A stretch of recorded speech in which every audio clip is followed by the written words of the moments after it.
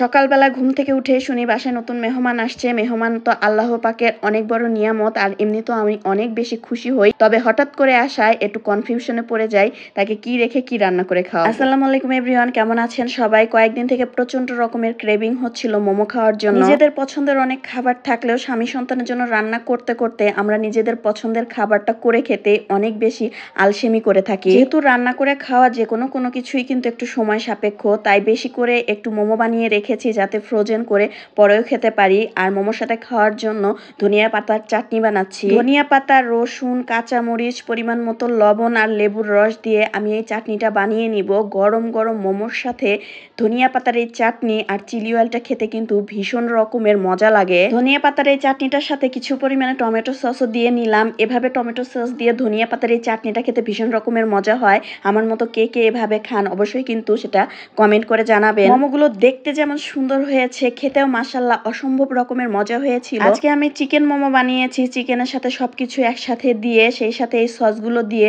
গরম গরম মোমো খেতে অনেক বেশি ভালো লাগছিল।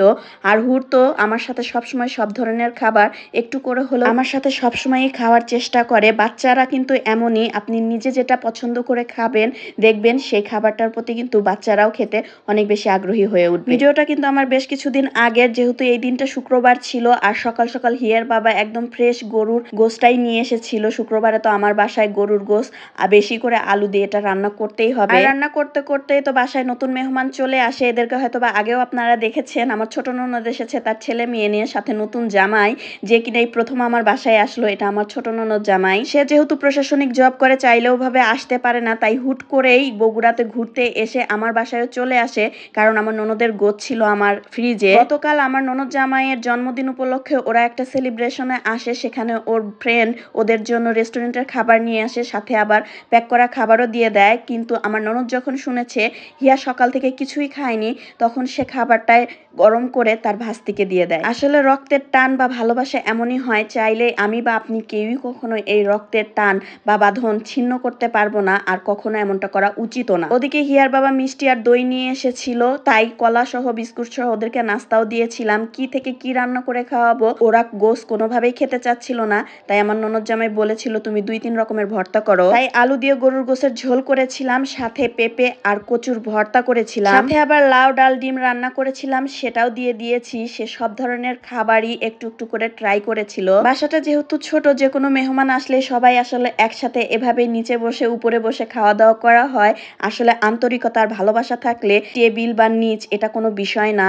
নিচে বসেই আমি মনে হয় অনেক বেশি তৃপ্তি করে খাবার খেতে পারি। ননদ তো শুধু এসেই কুরবানি গোশটা নিয়েই চলে যেতে চাইছিল, কিন্তু জোর করে দুপুর পর্যন্ত খাওয়া দাওয়া করিয়ে বিকালে যেতে হচ্ছে আমার কারণেই। একে তো ননদ, তারপরে আবার তার জামাই কোনোদিনও আমার বাসায় আসেনি, এই প্রথম। তাকে তো আর আমি ওভাবে যেতে দেই না। আর হুর তো অমনিতেই তার ফুপুর যাওয়ার অবস্থা দেখেই বলে উঠে গেছে তার ফুপুর সাথে সে চলে যাবে। একে তো হুর অনেক ছোটবেলা থেকে অনেক বেশি আন্তরিক, তার উপর সে দাদি বাড়িতে সবার ছোট সদস্য।